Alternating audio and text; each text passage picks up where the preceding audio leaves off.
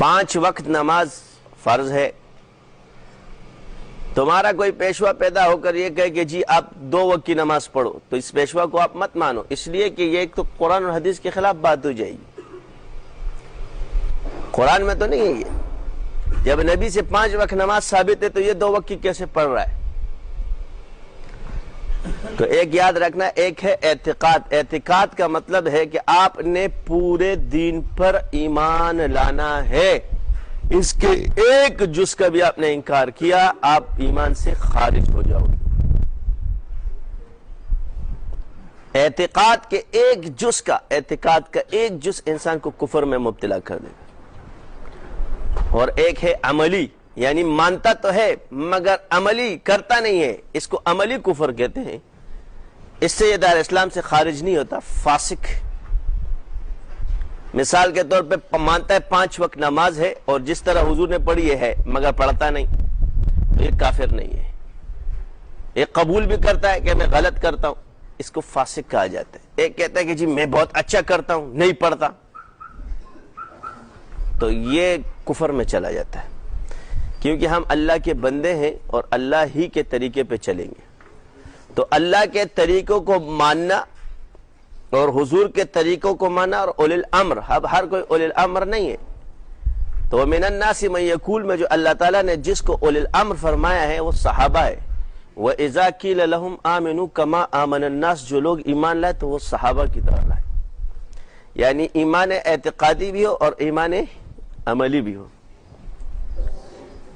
اب اللہ نے جس کا معیار رکھا ہے، تمہارے لیے نہیں کہ میں آسمان پر اور اللہ اور اس کے رسول پر ایمان لائے مگر صحابہ کے طریقوں کو نہیں مانتا. اللہ تعالیٰ نے اس طریقوں کو جس نے اس کو خارج الاسلام قرار دیا.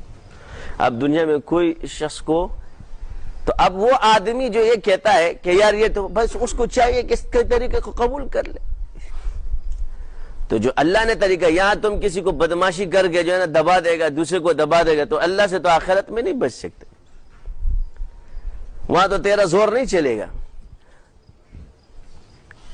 جیسے آج کا کافر ہو یا آج کا وہ ہو، یہ کہے کہ مثال کے میں دبا دوں گا میرے حق بات کو قبول کرنا سیکھو.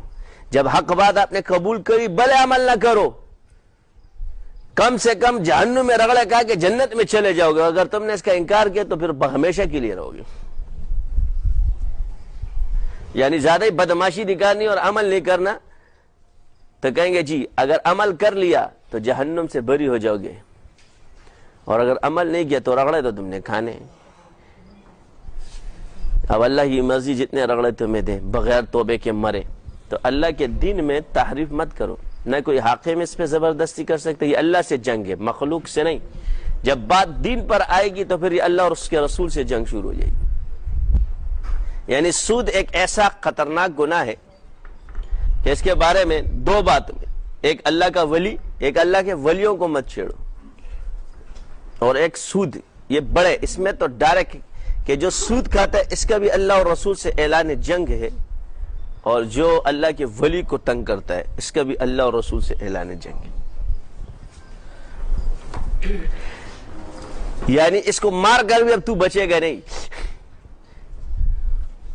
کسی اللہ والے کو شہید کرنے سے بھی تم بچو گے نہیں، کہ تم سمجھو گے کہ اس کی شہادت سے نہیں، تم پھنس جاؤ گے. تو اب مسائل یہ مصیبت کھڑی کر دی گئی ہے کہ بس اپنی مرضی کا دین ہے، اپنے نہ کچھ ہمارا بڑا کہتا ہے. اپنے بڑے کی بھی تو تحقیق کرو. تمہارا بڑا ابا جو ہے چپڑاسی ہے، بیٹا ڈاکٹر ہے، سمجھ میں آتا ہے، پڑھ کے ڈاکٹر بنے، تو دین کو بھی تو پڑھو. قرآن کے مطابق اس مذہب کو تلاش کرو کہ کس کی بات ہے قرآن کے مطابق اور کس کی نہیں ہے، کس کی حدیث کے مطابق ہے کس کی نہیں ہے.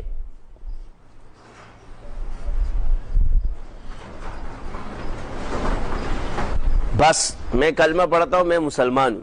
قادیانی بھی کلمہ پڑھتے ہیں، یہی کلمہ پڑھتے ہیں مگر ختم نبوت کے منکر ہے. کفار بھی کلمہ پڑھتے ہیں کتابوں کے اندر، مسلمان ہو جائیں گے. قرآن بھی پڑھتے ہیں. اب یہاں پر عمل تو ہے مگر اعتقاد نہیں ہے. تو جب تک عقیدہ نہیں اس وقت تک وہ عمل قبول نہیں.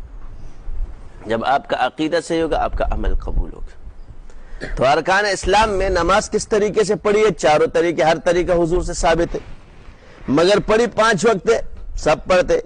اوقات میں اختلاف ہوگا، اس وقت یہ بھی حضور سے ثابت ہے، یعنی اس میں کوئی چیز غیر ثابت شدہ نہیں ہے، یعنی مذہب کا انکار کرنا یہ بھی انسان گمراہ ہو جاتا ہے۔ اصحاب النجوم حضور نے فرمایا، یا اللہ تعالیٰ نے ان کو سرٹیفکیٹ دیا کہ ان کی طرح ایمان لاؤ، اور ان کے طریقوں کے بارے میں حضور فرماتے جو بھی میرے صحابہ کی تقلید کرے گا، میرے صحابہ ستاروں کی مانند، جس کی اتباع کرو گے فلاح پا جاؤ گے۔